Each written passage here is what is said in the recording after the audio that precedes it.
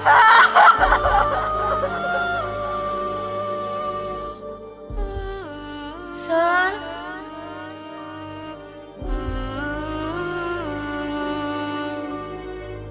Hello लोगोफोर welcome back to माय YouTube channel स' नोंथांमोननिसिम मोनसे गोजोनथाव खौरां जायफोरा सावथुन नायनानै मोजां मोनग्रा स' नोंथांमोननिसिम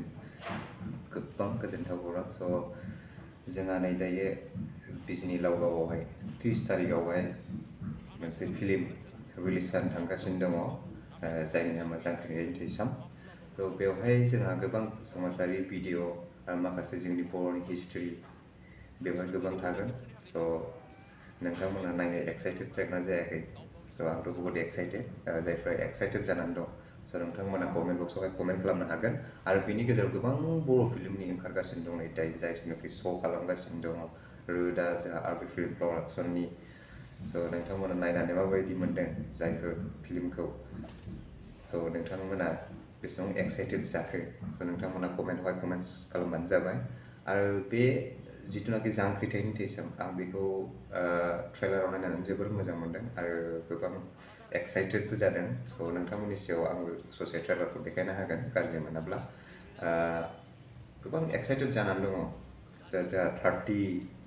सेप्टेम्बर नैबे दाननि बेवहाय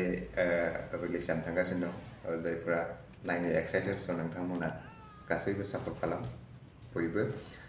बेवहाय जोंहा बे फिल्मावहाय नैबे जांख्रिथायनि थैसामावहाय आं मानि थाखाय मोजां मोनदों बेवहाय जोंनि बर'नि हिस्ट्रि माखासे गोदो जि जाथायफोर जानानै थांबाय बै माखासे जाथायफ्रा नैबे फिल्मावहाय हाबनानै दङ बिनि हिस्ट'रिखौ नुनो मोनगोन नोंथांमोना स' आं बारा गोबाव बुङा स' नोंथांमोनहा गासैबो सापर्ट खालामबानो जाबाय नोंथांमोनखौ रिकुवेस्ट खालामबाय जोंनि जिथुनाखि बर' सावथुनखौ जाहाथे बेनिफ्राय आरो साबसिन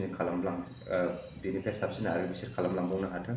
बेनिखायनो आरो जोंनि बर' सावथुन मुलुगा थांनानै थाथों थ' बेनिखायनो बयखौबो खावलायनाय जाबाय गासैबो रायजो राजानिसिम नोंथांमोना फुल सापर्ट खालामदो आं बेखिनिखौनो बुंनानै